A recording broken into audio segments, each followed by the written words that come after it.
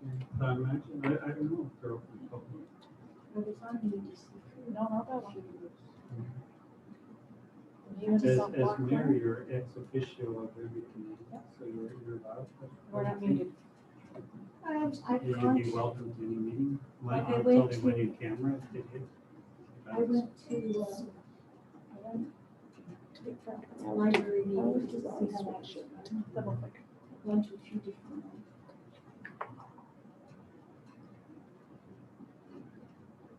Good evening. I'd like to call the meeting to order and note that all members of council are present. Are there any disclosures of pecuniary interests? Seeing none, can I have a mover to approve the agenda? Moved by Bill. All in favor? It's carried. Thank you. There are no delegations. Adoption of minutes from the corporate planning meeting of Tuesday, February 16th. I need a mover. Moved by Pat. All in favor? It's carried. Thank you. Business arising, nothing. New business 7.1 COVID-19 update. Kathy, will you speak to that? Yes, thank you, Mayor. So I just want to give everyone a quick little update of the activities that have taken place in the last little while. So as you're aware that back in December, the province put the provincial government put the entire province on lockdown, and we continued in lockdown until January 25th. And at that time, the provincial government had ordered the stay-at-home order through a regulation, and that remained in place until February the 16th when it was lifted for the Algoma district. And at that time, we reopened the town hall, and we resumed some of the business, some of our municipal business by opening the doors at the community center. And when we reopened, we opened in the yellow zone, or yellow color in the provincial framework. The Algoma Public Health is still recommending that individuals remain at home as much as possible, avoid the social gatherings, wear your mask when you go out, avoid traveling to any other zone unless it's for essential reasons. We were also required to update our screening tool for the workplace. So all the staff have to come in the morning and sign a logbook and just confirm that that they haven't had any of the symptoms or items identified by the province as a concern. We've also been participating in the COVID vaccine rollout meetings. So right now they were offering the Pfizer and Moderna vaccines for our area. And back on February the 17th, the mayor and I attended an invitation with Algoma Public Health for a virtual town hall. And at that time, they talked about the vaccine and their plans for the mass immunizations. Dr. Lucas Castellani from the Sioux Area Hospital spoke about the vaccines, and he shared a short little video. And I've attached the video in my notes if anyone wishes to go in and just see about the vaccine. And it's only about 2 minutes, but it has a lot of great information. You're unable to open? Yeah, that's the only site that don't open all my information.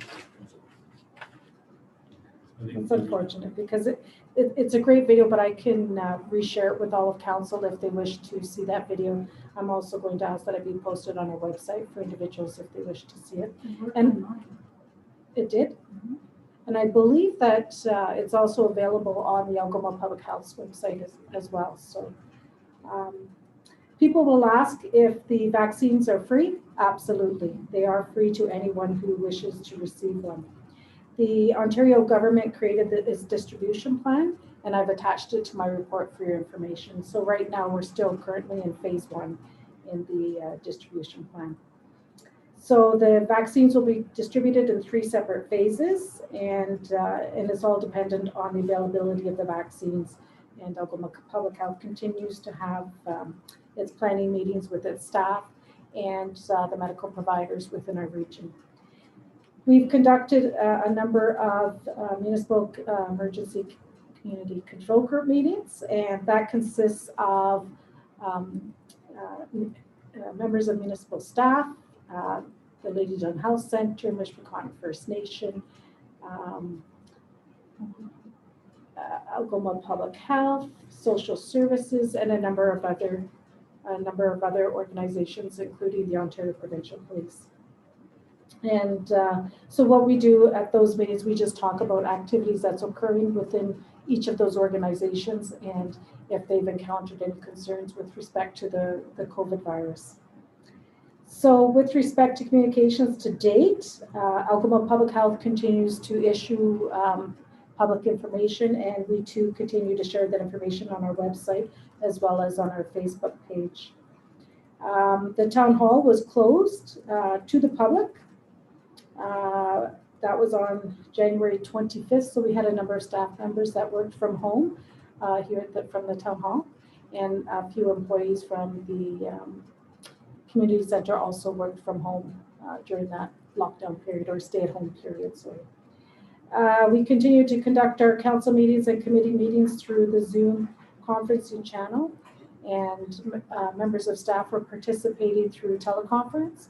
Tonight we're trying something new by having the management team participate through the Zoom platform, and hopefully everything runs smoothly tonight. The building department continues to issue building permits and answer inquiries for the municipality.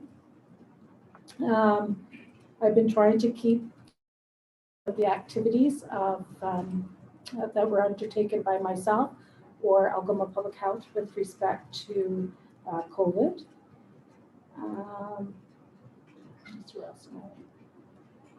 The finance department continues to review the capital budget, budgetary impacts, and track the financial impacts due to the COVID pandemic.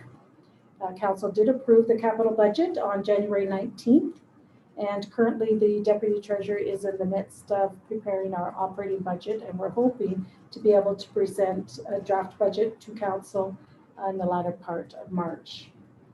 We did issue our water billings and our tax billings as well. Individuals may pay their taxes either online at banking institutions, or they can also stop by here and pay in person. And some members of the public have signed up for the pre-authorized payment program, and we're finding that we are receiving a significant amount of payments. Infrastructure has been very busy with the recent snowfalls, so they're very pleased to see that we've had the snow. The community center was closed from Christmas time, and it just recently reopened on February 18th, and they're following the guidelines as established by Algoma Public Health. I continue to send out internal communications to all the staff to let them know of any changes that have occurred. For example, the sharing of the new screening protocol that's required. And so everyone is following that. We're also trying to remind everybody how important it is to try to maintain a healthy work-life balance, and think about the stressors from the pandemic, and try to schedule their holidays so that they can maintain their well-being. So it's so important, especially at this time during the pandemic. What else did I put in? I think that's pretty much it. I've also attached the vaccine distribution plan, and it is available for the public for viewing. And from what I understand, that the phase 1, they're hoping to have it complete by the end of March and start moving into the phase 2. Phase 1, what kind of numbers are you talking? In phase 1, that I'm not 100% sure. I know that the long-term care residents have received their vaccines, and I understand that all the healthcare workers will be receiving their vaccines either this week or next week. And then they'll be moving into others based on age group, starting with the 80 plus. So at what point do they want to use the facilities at the MCC, like with age packet?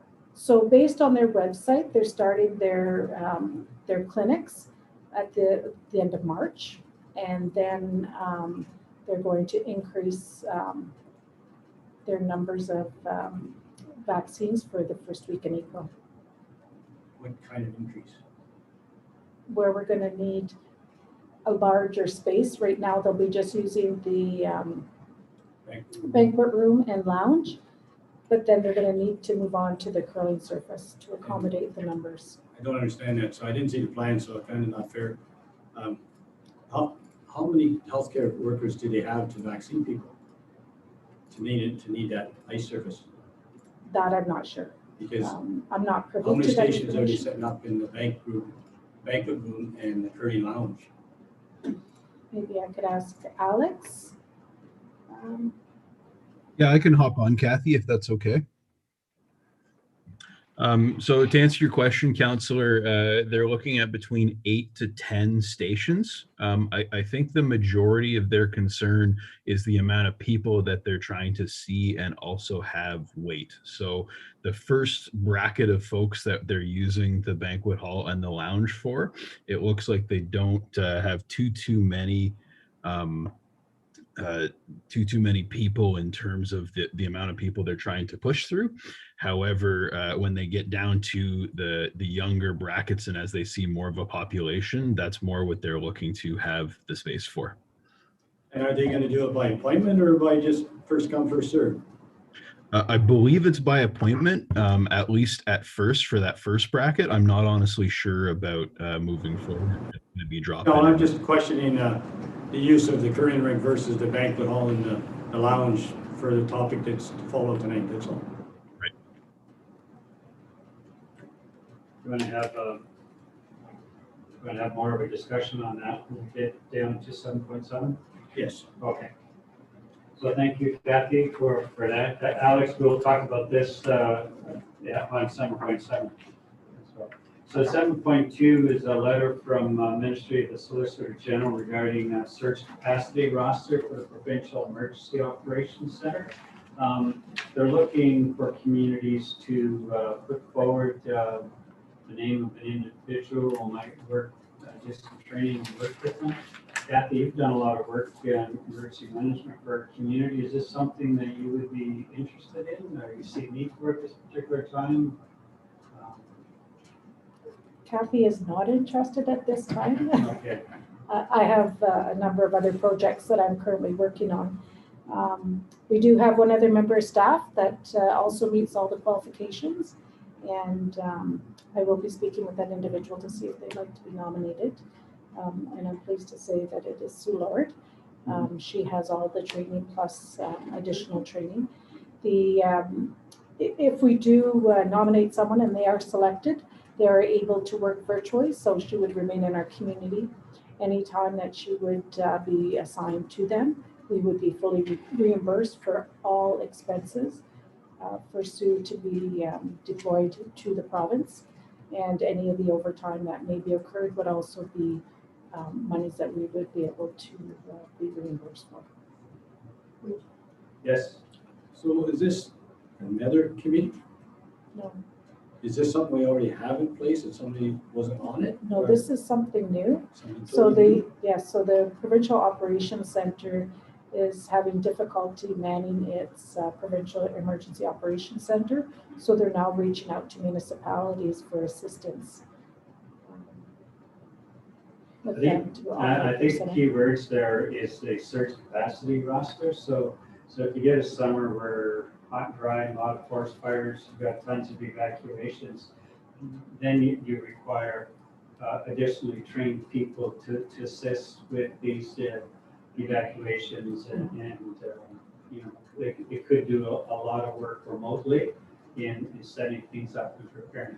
Now, in the past, while we received a number of people in our communities in the springtime, but given our current condition now, with most of the motels always being filled. I don't think we would be in a position to say that we could welcome people that would be displaced from their communities. But in terms of assisting with individuals, and Sue has a lot of background as well as Kathy, Sue can assist. It's one way our community can work with the government on this particular topic. Who would do Sue's job? We could replace her. But it would only be a short period of time. It depends what the province is looking for. It could be 2 days, could be 5 days, Oh, I see. could be Yeah. multiple weeks, but It's a lot like when someone goes on holidays, you take a couple of weeks off, you know, we kind of plan things so that people take over certain chores, but you just come back to a lot more work in a lot of those cases. But if it were to be extended, we have in the past brought somebody in to help out if we require additional assistance. Okay. But again, we're not losing anything. The salary is covered for the person that we're providing. but I would check with the individual to see if Yeah, so she is definitely generally, interested. I think there's support among council that if someone is willing to go, council will support it. And if you need a resolution, bring that forward later. Okay, thank you. Okay, thank you. 7.3 from the Township of Guelph and Miramosa, request for support. They're advocating for some reforms to FIFA legislation. This is something that hasn't been changed for a while. I read through the request. It seems fairly reasonable, some of the stuff they're asking the government to do. Does anybody wish to comment or I see it, there's a resolution later in the regular, so if you wish to comment again later, you can. 7.4, cannabis retail stores. Is that a refresher for us, Kathy? That topic? Sort of. So when I wrote the report to council back in 2019, I had indicated to council that I would come back with a policy. And so tonight I'm bringing forward that policy.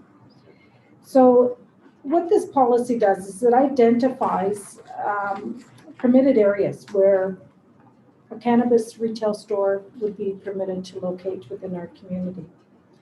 So generally what we would do is we would put together a committee to identify some of the sensitive areas. But due to the timeline, because we do have an individual that would potentially like to locate a retail store in our community, I met with the fire chief or the CBO, and we discussed sensitive areas within our community. And we identified areas like the churches, locations where there's mental health counseling, hospital, public health, daycare, as areas that we consider that we would like to protect. So based on that, we developed a few maps to identify where, first of all, if you were to look at my first map, it identifies areas where we can have retail stores, where our commercial businesses may be held. So then from there, we looked at the school buffer areas, because the Cannabis Act is very clear that you cannot place a cannabis store within 150 meters of a school ground. So we identified that in our second map. Then on the third map, what we did was we highlighted those sensitive areas that we thought we should not have a cannabis store. So it really eliminated a lot of areas within our community where a store would be permitted. So we have suggested that the block between, I want to say it's Gold Street and St. Marie, but only on the east side, would be where we would permit a cannabis store. That would exclude the former Columbia restaurant facility, because it's within 70 meters of the church. We did consider the area on that block. We're aware that there's a senior center there, that the Baptist church is also within that area. But we still thought that that would still be the best area to have the store. It's within close vicinity of the OPP. We talked about the LCBO and the beer store. It doesn't seem to cause a problem with youth hanging outside or people just hanging around. And we have seen a lot of the cannabis stores in the larger centers, and it's not really creating an impact on communities. So based on that, we thought that would probably be the best area that we would be allowed to put a cannabis store. I just question your sensitive areas, just because they're normal retail stores, they're not illegal. The churches don't operate at the same time the cannabis stores does. So, I mean, you got almost every area, like the business needs to come to get their business open. We can't tell them to go in that lot and build a business because we might have a business there. So we have to be careful we don't shut them right out of town. I mean, this, because so many areas covered anywhere in the main drag is, I mean, the school zones is, yes. And I've seen the ones in the Sioux, they come and go, and there's nobody hanging around them. They're pretty efficient, they're just like any retail store. They're very secure as well. Packaged, you meet you at the door, so I mean, you have to be careful you don't shut them right uptown or they'll go underground. So it's better to have them out in the open and have it in an area where they can do business. So I just question the sensitive zones. Third time. Does the legislation cover all of the sensitive zones that we're talking about here, or just the schools? The legislation only covers the school. Council can determine what sensitive areas they would like to have. These sensitive areas were just identified by the CBO and myself. But if council disagrees, this is only draft. So this is just to have that dialogue, to try to identify what we believe those sensitive areas would be. So if we If just any. dealt with schools, it would basically be your first map with the 3 large circles. Yes. So the rest of those, So map C identifies all of the other areas that the staff determined as sensitive, but it doesn't necessarily have to be classified as sensitive.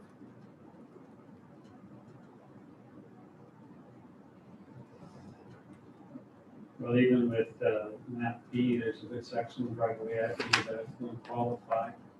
But Yeah, and then that's all I'm concerned about, because I looked up the word sensitive, and it's very open to or acutely affected by external stimuli, which is a thing that raises for activity and energy, but it's a normal business. They run it just like a normal business, so we gotta be careful not to shut a potential business out of an area where everybody can get at. Otherwise, we'll chase them to our town or another town, or that's all I question is sensitive. Councilor Hatfield, you have a question? Isn't the government the bottom line to having these places open? Yes, so the provincial government does regulate the licensing of a cannabis store, retail store. But then they'll allow the community a 15-day comment period if you're in agreement or in disagreement. But you can't say that you don't want it there because you don't want it in your backyard. That's not a reason. If it goes against our zoning bylaw, absolutely. But as for these sensitive areas that we are identifying, that's council's decision to determine what they decide what is considered sensitive.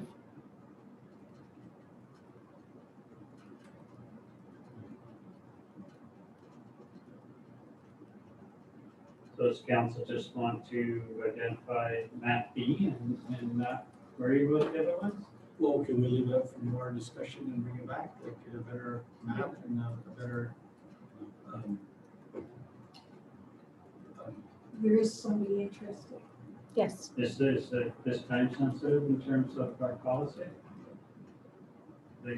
I would say yes. And that's what I'm getting at, that if this person is interested and they're in what you call sensitive area 70 meters from the church, but they operate 9 to 5 during the day and the church operates on weekends and whatever, that's not an interference for like saying.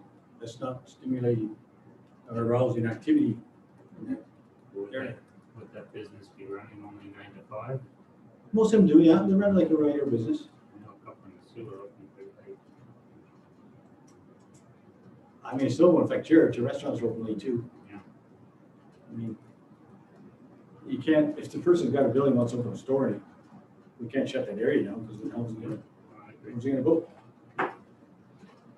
That's all I'm saying. If it's, and it's only the sensitive area that we're questioning about. I think we should discuss a couple of the sensitive areas. No, I agree. What, do you want to discuss that tonight? And so, time sensitive to our. Well, I would like to bring it back for the March 16th. I think we do have time. But if we could make a decision on the 16th of what we would like to see in there, so that we could have this policy approved for April 2nd, so would be ideal. this approval is so somebody can open one up, or is this coming from somebody who wants to open one up? Well, I had promised I would have a policy to address it.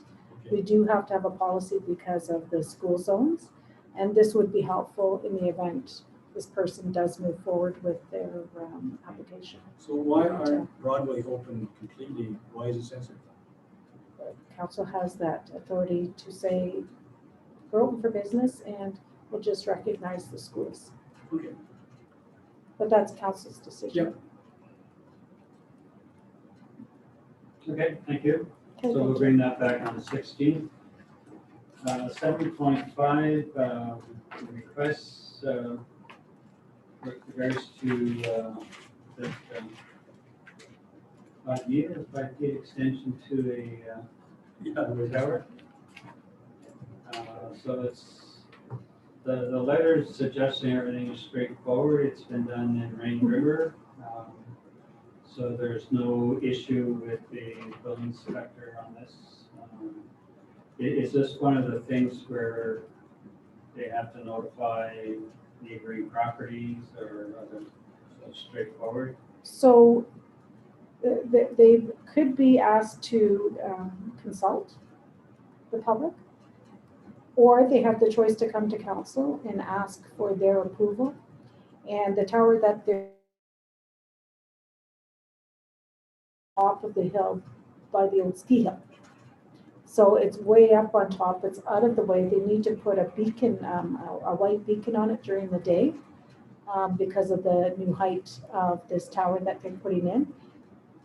If they don't put in a beacon, they have to paint that tower, and it would have to be done regular, which is not cost effective for them. So they're coming back to council and asking for their concurrence to allow them to put the beacon light. It will not impact on the neighboring properties because it's up on the hill.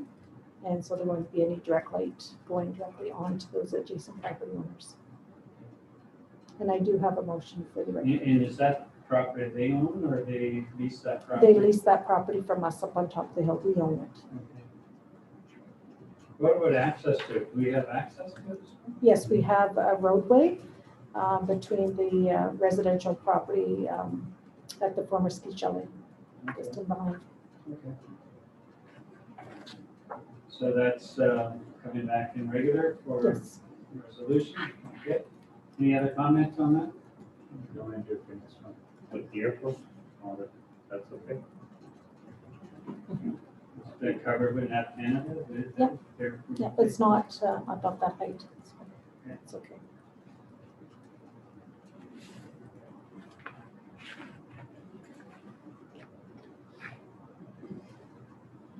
So we're down to Alex, 7.6. Alex, we'll start with your February report. Would you like to comment on it? Sure. You guys can all hear me okay? Yes. Okay, so I'll go through this fairly quickly. Obviously, in February, the biggest thing was we reopened the community center. So we had to change our planning just a little bit to update it with some of the latest definitions from public health, but we implemented our yellow plan. And so that saw the reintegration of almost all of our programming in a fairly normal way. You can see I've noted the exceptions there were really class sizes in dance, karate, and fitness. During the reopening, to be able to reopen after such a long time where we haven't operated, we had to do a bunch of different maintenance items, and specifically maintenance items to the curling ice. Because of the airflow and the humidity within the curling barn, there was a whole variation of ice in terms of the depth of it, and we lost a pile of pebbles. So we essentially had to do some hose floods, re-level the ice, rebuild the pebble base, and it took a good couple days of dedicated work to return the surface into good condition. But I'm happy that we were able to return it into good condition and we didn't have to start from scratch. Going down through the report, I would like to mention the Ontario Ice Fishing Challenge. We're really lucky to have that going on and have such a great community response. That was something that's been organized by Jose Perez and supported by one of our staff here, Colin Black, as well as sponsored by the Wawa Motor Inn, and a whole bunch of other businesses within our community also sponsored that event. So it was really nice to see a bit of a supplement, because a lot of people were really feeling the loss of our normal ice fishing derby. And so this was a way to do it in a bit of a different way to get people outside and active. And we're really glad that that's been happening. We also looked into several grants, as you can see in the bottom of the report. The biggest one that I like to mention to council specifically is the NOHFC came out with several new funding streams. So we both attended a Zoom conference, as well as looked at these funding applications in detail for some of them that applied specifically to the municipality. The biggest thing that we found in speaking with our funding officer is these projects need to be identified in the municipal strategic plan and the municipal asset management plan.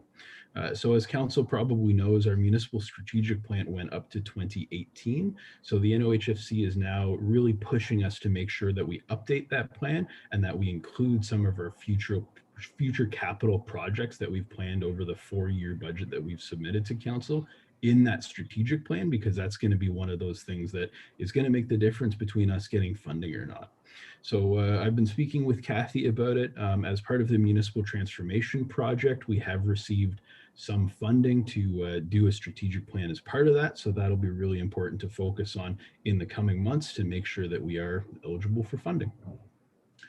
Other than that, we're looking forward to March and some of the goals that we have, which include some planning work, because the spring is nearly upon us, to finish restarting all of our programming, which specifically includes our fitness programming, as well as finish off our 2021 work plan, set up some things for the capital budget, and get moving on those projects.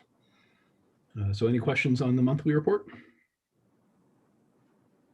Right, Councilor. Alex, let's go back to starting your report on capital projects. We had put in a grant for the digital sign at the MCC. Whatever happened with that? That was under the Ontario Trillium Fund. So that was a group that we're still waiting to hear back on the status of. Okay. Let's go to tourism. When we have these grants, like it says, you're working throughout the month on planning the 2021 season. This included consultation work with the EDC, AKTA, and several industry partners. You're planning work forms, initiating stuff. When you apply for, when you're planning that, I think you're coming up with a plan to present it to council? That's correct. Okay. Because I mean, there's been a lot of stuff going on here, and really kind of nice to know what it is. When you see these reports, it just, just gives a vague thing. You're doing something, but it doesn't give anything what you're doing. And then we go down to the funding. I see that currently planning funding application to tours economic development, refunding all this, supported by the Ministry of Heritage, Sport, and all this. How do we apply for the funding, make a plan, or do we make a plan and apply for funding? For that, we usually make a plan and apply for the funding. So that's one of those projects that would go to council first to give us permission to apply for that funding. So similar to some of the other capital projects that we've done in the past couple of years, we'd present what the plan is to council and then ask for a resolution of support confirming that council would like staff to apply for X funding. So that would be something that would go to council before we apply to it to make sure that that is what council is looking for us to do. So when you're doing this, are you getting guidance through the CAO and like getting the priorities and the strategy in that, or are you just going out to these different groups and getting their information and bringing that forward? It would be both. So we consider a lot of those groups to be stakeholders. So basically, it's my job to go to those stakeholders to talk about what, you know, in the case of, like, for example, Algoma Kinawabi Tourism Association, they're currently working on a recovery plan for Algoma.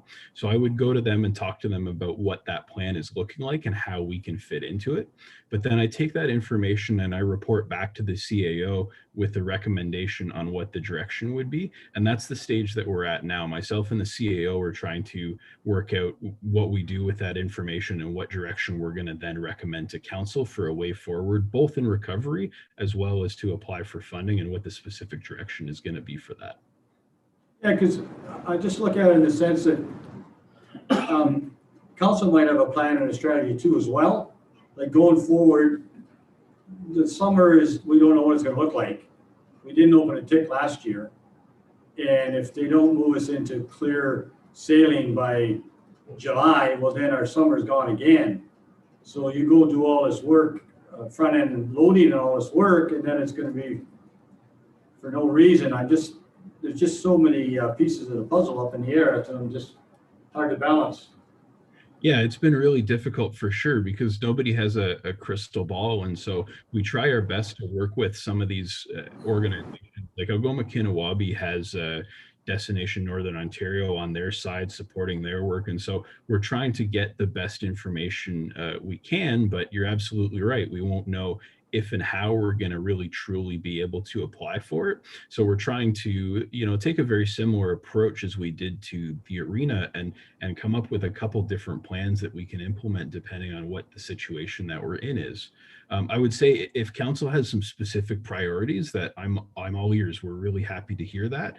And that obviously would make a big part of when we come back to council with a plan. Those sorts of directions are really important for us to know and to understand and to put into that so that when we apply for funding, we're all on the same page about it. Like tourism is so many different avenues and you can promote tourism in so many different ways. Are we looking at doing things differently than what we've always done? Is that being thought of out there? Absolutely. I think we have to. I mean, it can be anything from taking some of the things that we normally do for tourism and transferring them into, you know, really a message to stay home and dream, which is the exact opposite of what people normally do for tourism. But that's a lot of the messaging that's out there right now. Last summer, I feel like we had a really unique opportunity because we had a whole different demographic come to our community. And of course, there's pros and cons to that. It puts our community more at risk for one. But on the other side, you know, those folks were coming up the highway that we don't normally see. And it was a demographic that we've traditionally had trouble capturing. And in most of the Wawa tourism plans over the last 20 years, it's been very clearly said that the biggest trouble we have is getting people up here. But once they come up here and experience how great it is, they keep coming back. So there's a whole bunch of opportunities that we have, but also a whole bunch of challenges that go with those opportunities. So we're trying to do things right now, like create a SWOT analysis to really guide what our recommendation to council will be for tourism recovery. And that's part of the planning that we've been doing over the last month or two.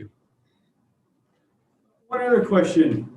I see I read the Heritage Committee meeting. What's this iron wall? So that's an informal name. There's a picture of essentially the gatehouse that, from what I understand, used to be at the highway while they were building it to prevent folks from town from driving down the highway before it was constructed. Obviously, that's a lot before my time, but there's a picture that the Heritage Committee had that they wanted to hang in the Tourist Information Center, and that's why you see it in the minutes. I don't know if iron wall or iron curtain is the exact right description for it, but certainly the picture, I believe, is at Town Hall right now. I think you can ask either Sue or Linda. It might be on It's just a picture. just a picture. Yeah. Okay, I was trying to figure out what that one was. Okay, thanks. Alex, Go ahead. Alex, are you involved with Nodo too? Yeah, so essentially we get our direct information from Algoma Kinawabi, and they're the ones who really pull the other groups together and that information from them. So we're directly involved with ACTA the most. We're somewhat involved with Superior Country because they do the Lake Superior Circle Tour, but we rely on both those organizations to work with NOTO, to work with DNO, and a couple of the other bigger picture folks to really get us the information that applies to us the best.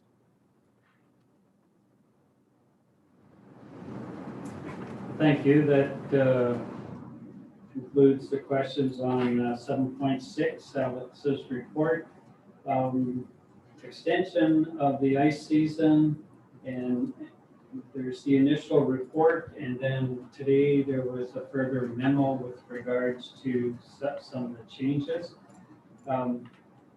Alex, when you comment on that, I guess the intent of council at our last meeting when we told you to check with the user groups that if they wanted to extend the seasons, we were certainly very supportive of that.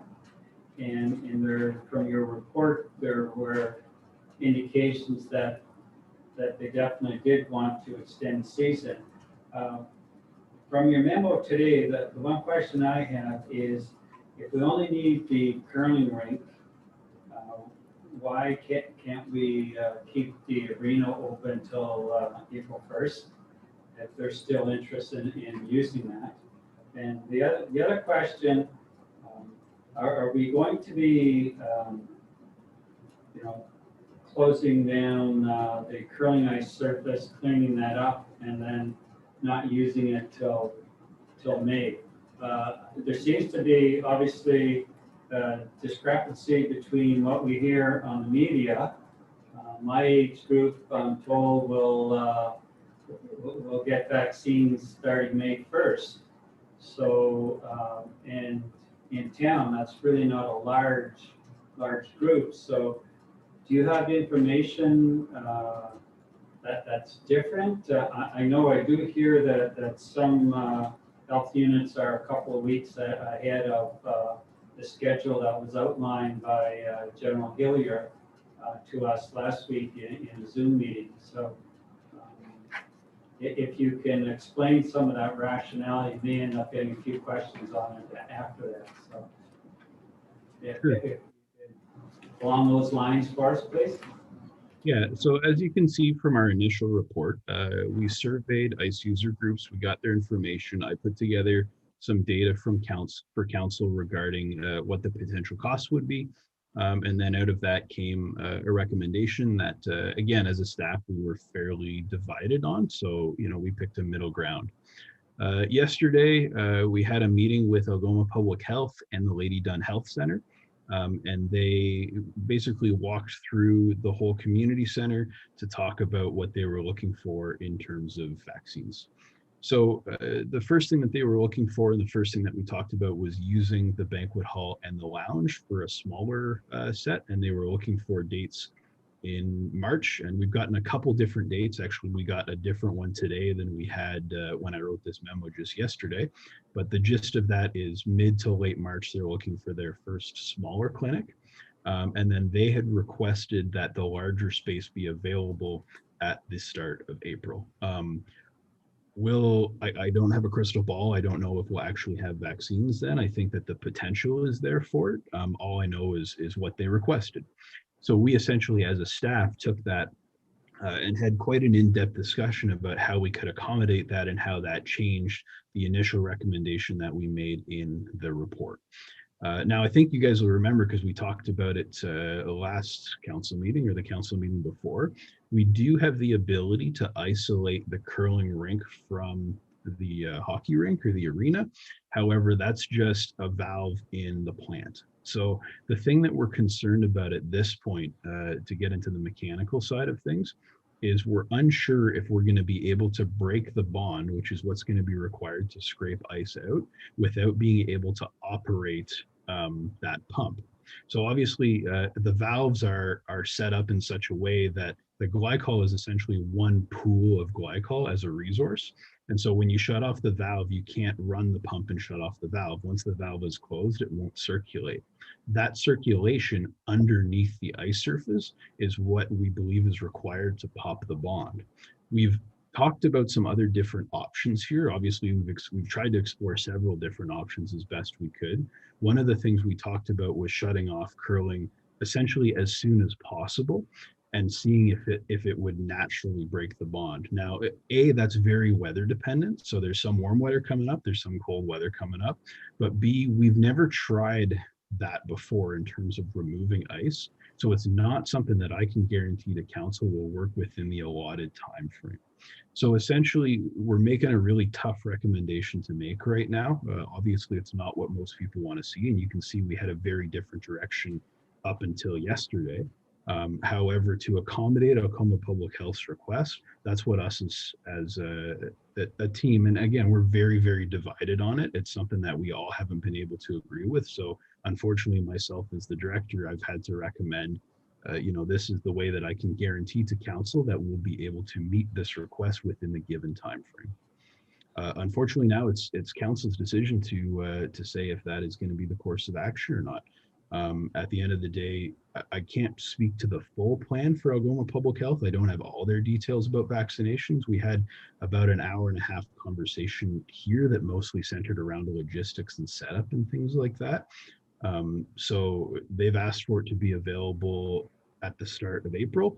And so this is what I believe will be required to meet that request. Whether they use it at the start of April, I just don't know. I can't speak to that, unfortunately. So to try to get the curling ice out, the actual last night of curling would be mixed curling on March the 11th. If you turn the plant off right after curling on the 11th, by Tuesday the 16th, which is our next council meeting, you would know whether or not you're able to get that ice out without having to turn off the arena as well. Is that something that would work for you? If you can't do it, then go ahead on the 16th and turn it off. But try to do it and keep the arena ice in, because I think you'll get that kind of support from council if you can keep going in. Yeah, I mean, to be honest, it's unknown territory. We've never tried it there. We don't honestly know what will work and what won't, aside from the stuff that we've already done. It would be very weather dependent. If council wanted us to try that, that's certainly a possibility. The other challenge we have that I've identified in my memo is staffing, because we have a day shift and an afternoon shift. And typically it's going to take a couple of days it's usually all hands on deck to make sure that we get the ice out in time, that it doesn't completely melt and make a much worse mess. We don't really know. We've never tried it before. And it's something that, again, I can't guarantee to council that it will work or it won't work. That would be a risk that it's up to council to take, but I can't recommend. One last question, then I'll turn it over to the councillors. Once you start the vaccination activity at the community center, is everything else canceled in terms of those rooms? Do they stay set up even though they might have vaccines every second, third, fourth day or once a week? Do they set up, take down, or do they stay set up until we've done everybody in town? So far for the March vaccination, the smaller scale, We believe that that setup will stay for essentially the week that they are looking for currently, which means that there'll be 5 days worth of cancellations. Sorry, Alex, can't hear you. Maybe you can speak a little louder. We expect that for the 5 days that they've looked for so far at the end of March, that we would just cancel activities for those 5 days. They're only looking for essentially 2 days of vaccinations, but they're looking to set up both days the day before to have everything ready to go. And that's something that essentially we've prioritized over our normal activities based on what we wrote in the community center reopening plan. After that, in terms of the curling rink, they've asked for blocks of time of between 4 to 8 weeks. And I don't think they know their vaccination schedule. I certainly don't. But we have the ability in the curling rink, because we have no additional bookings for the year, to leave them set up so that, essentially if they got the call on Monday saying they would have vaccines up on Tuesday, then they would be able to walk in, turn the lights on, and be ready to go. Are there other questions for Alex? Councillor Tate? I don't know where to start here, but I don't like any of those recommendations personally. But our costs and future operational strategies of that MCC, we need some capital projects to fix the deficiencies between the curling rink and the ice rink to be able to flip back and forth when you want to. So in your future plans, we should be looking at not having to worry about a pump or a valve. And I don't know how you come in your utility, because we only have 1 meter at the rink, right? Measuring the utility. We have a meter for the actual costs. We have a second meter inside the plant itself that isn't read by Algoma Power, but it's how we generate some of our figures in terms of the costs of electricity. Because you compared October to April, well, one is putting the ice in and one is maintaining the ice. So the costs shouldn't be, they should be totally different. And then going on further into this,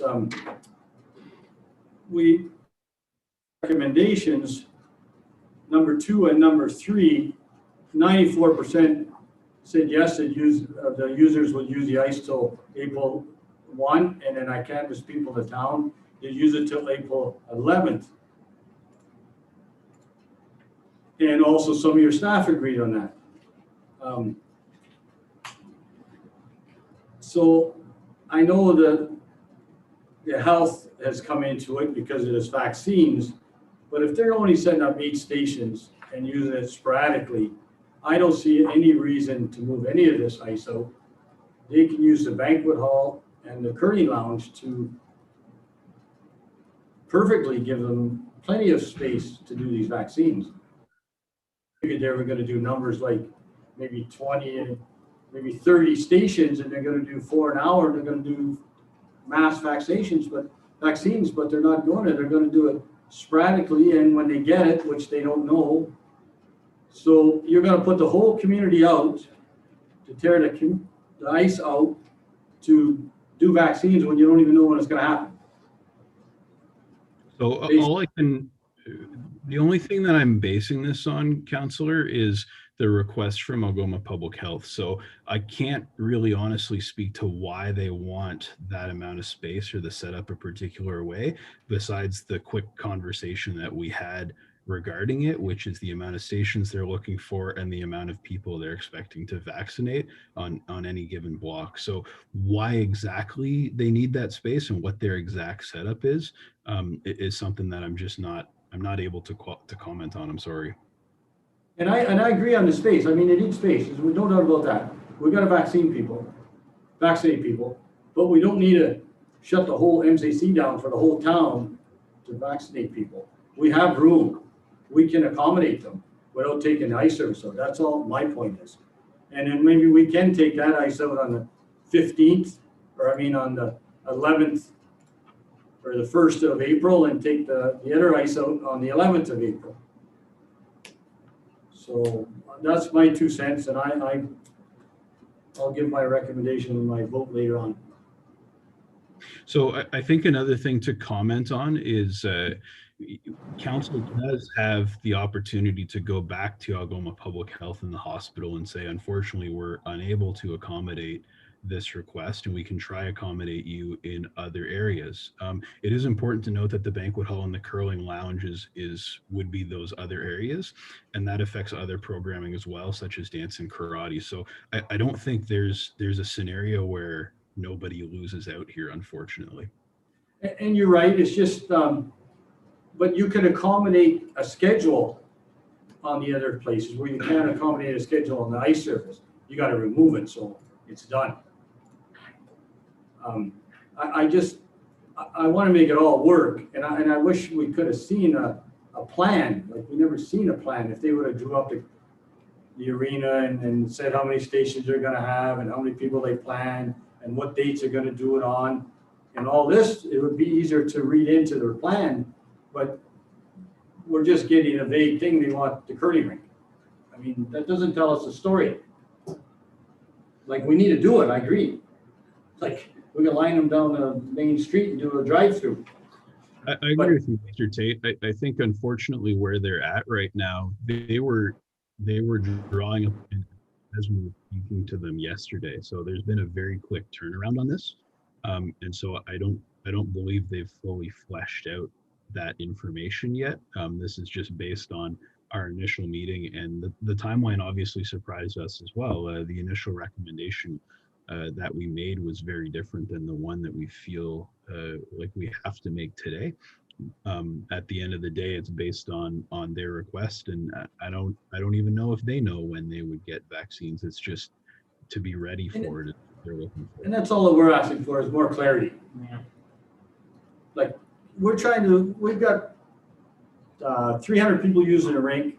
We got 1,000 people or 3,000 people to vaccinate. And, we want to make all this work, but we want to kick everybody out to set us something up and then it goes flat. Like, we're going down one road, now we're going down 10 different roads here.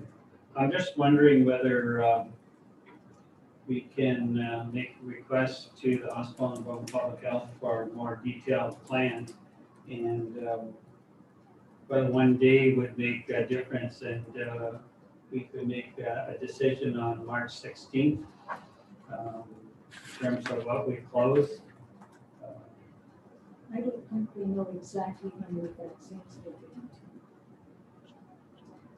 So there's still a lot of questions, or we could take call special if we need to, make a decision before the 16th. That'd be one option.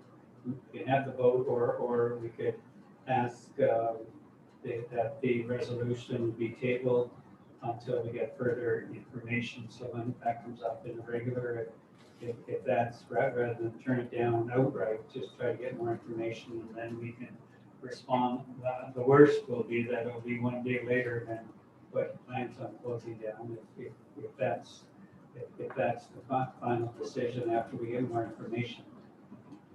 But we could ask for a meeting with CEO. I can make myself available, and Alex and staff from both the hospital and Algoma Public Health, and we get more details. Because this is a big issue.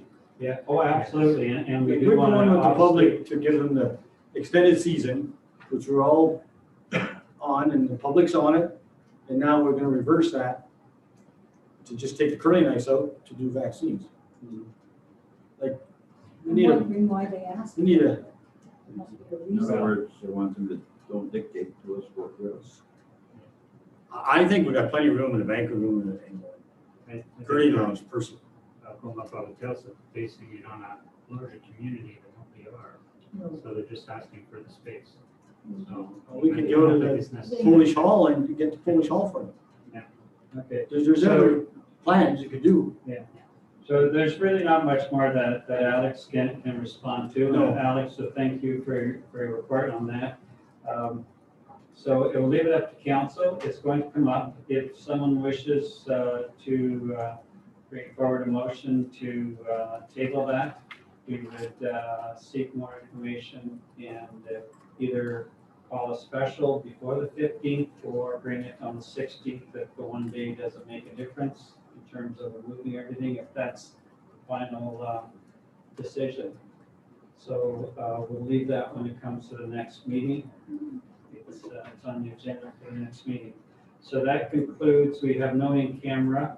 Our next meeting is Tuesday, March the 16th, and if I could have a mover to adjourn this meeting, moved by Robert, all in favor? It's carried, thank you. So we'll move directly into our regular meeting. I'll call it to order at 7:30. Note that all members of council are present. Any disclosure of pecuniary interests? Seeing none, move to the approval of the agenda. We have a resolution. Moved by Councillor Tate, seconded by Councillor Hatfield, resolved that the agenda for the regular meeting of council scheduled for Tuesday, March 2nd, 2021 be approved as presented. All in favor? It's carried, thank you. There's announcements and giving a notice, several meetings coming up in the next couple of weeks. Item 6, adoption of minutes. We have a resolution. Moved by Councillor Hatfield, seconded by Councillor Tate, resolved that the following minutes of a meeting of council be adopted as presented. A, minutes of a regular meeting of council held on Tuesday, February 16, 2021, as contained on pages 1 to 8, inclusive of the minute book. B, minutes of a special meeting of council held on Thursday, February 18, 2021, as contained on pages 1 and 2, inclusive of the minute book. Any questions? All in favor? It's carried, thank you. Item 7, minutes from AMCPO, as well as Municipality of St. Charles and the Township of Southwest Oxford. That's for your information. Did anybody have any questions or comments on that? Okay. Consent agenda, we have a resolution. Moved by Councillor Hatfield, seconded by Councillor Tate, resolved that the items listed under consent agenda, items 8.2 to 8.3, be approved as recommended. All in favor? Carried, thank you. Staff reports, we have a resolution to receive the staff reports. Moved by Councillor Hatfield, seconded by Councillor Tate, resolved that the Council of the Corporation Municipality of Wawa does hereby receive the following staff reports, a copy of which is attached here to A, AP 2021-04, report for the month of February 2021. B, AP 2021-05, extension of ice season. C, CC 2021-01, COVID-19 update. Yes. Can I make a motion to table 9.1B? Is that the one? Oh, actually, we're just receiving the report. Okay. It's 11.2. Okay. Will there will be the one that we wish to table. So again, call the question. All in favor of receiving the reports? That's received. Okay, thank you. There's no business arising out of previous minutes. Under new business 11.1 resolution. This is regarding the TBTEL tower. Moved by Councillor Tate, seconded by Councillor Hatfield. Whereas TBTEL was advised that the current painting of the tower for aeronautical safety does not comply with the current regulations, and TBTEL has determined that the repainting of the tower is commercially impractical. And whereas TBTEL can install medium intensity white beacons for daylighting that minimizes the amount of light ground scatter with a patented design, thereby mitigating any concerns from residents about the type of beacon that will be installed. And whereas TBTEL will also be upgrading their existing lighting from incandescent to LED to remove some lighting which is intended to reduce the possibility of bird fatalities. And whereas Innovation, Science and Economic Development Canada has advised TBTEL that they need to consult the Land Use Authority prior to switching from painting to lighting from daytime to receive a letter of concurrence before proceeding. And whereas the Land Use Authority could require public consultation if they're not in agreement or believe there may be concerns from the public. And whereas TBTEL typically welcomes and encourages public consultation for new towers or modifications of existing lighting, however, repainting of the tower is commercially impractical, and TBTEL is preemptively mitigating any concern by installing beacons that minimize the amount of light ground scatter. Now therefore be it resolved that the Council of the Corporation and Municipality of Walwood does hereby concur with T-Base Tel's planned marking, lighting augment, and mitigation effort, and will provide a letter of concurrence without requiring public consultation. Any questions? All in favor? It's carried, thank you. So 11.2, Councillor Tate. Mayor, I'd like to make a motion to table 11.2 under new business, not to accept staff recommendation on extension of ICE until March 16th, council meeting 2021.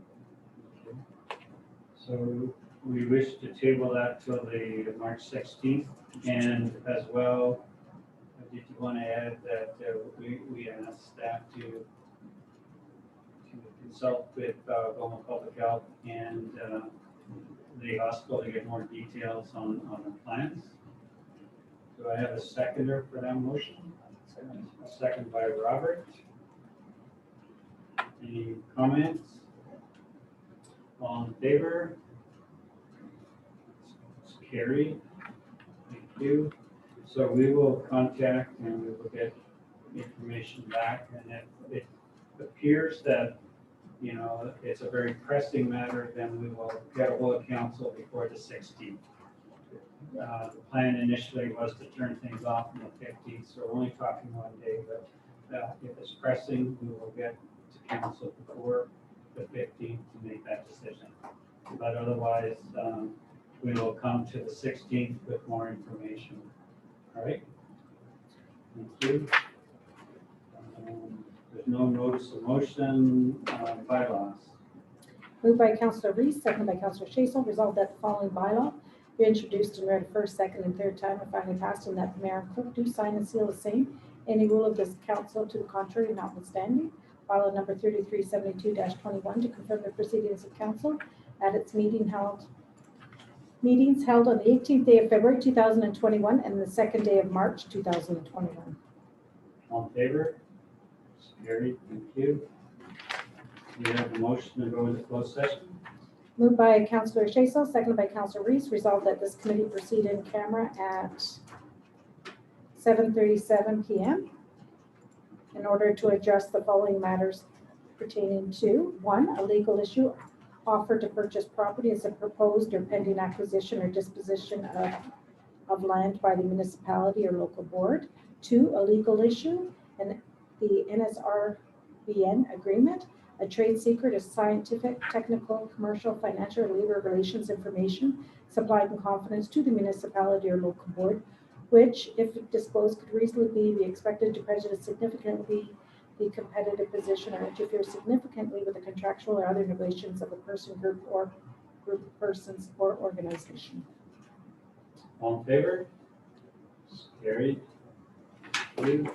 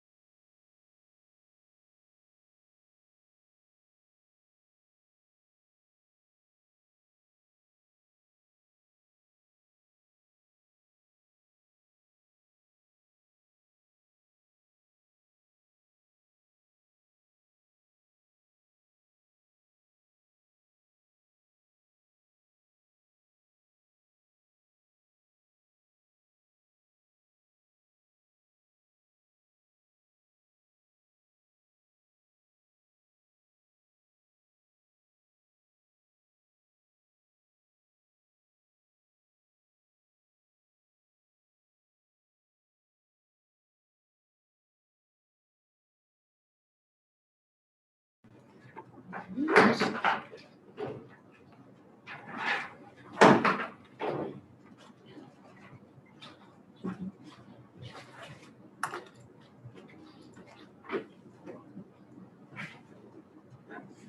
we're now back in open session. Item 15, confirm commitment Northeast Regional Broadband Network Project.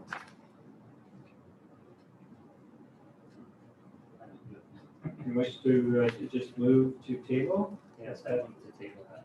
Do I have a seconder? Second by Bill. Any questions? All in favor, we'll table to the 16th? Okay. All in favor? It's carried. Thank you. Our next meeting is Tuesday, March 16th. And I just need one person to adjourn. Moved by Councillor Schaefer, resolved that the meeting close at 8:10 PM. All in favor? Carried. Thank you very much.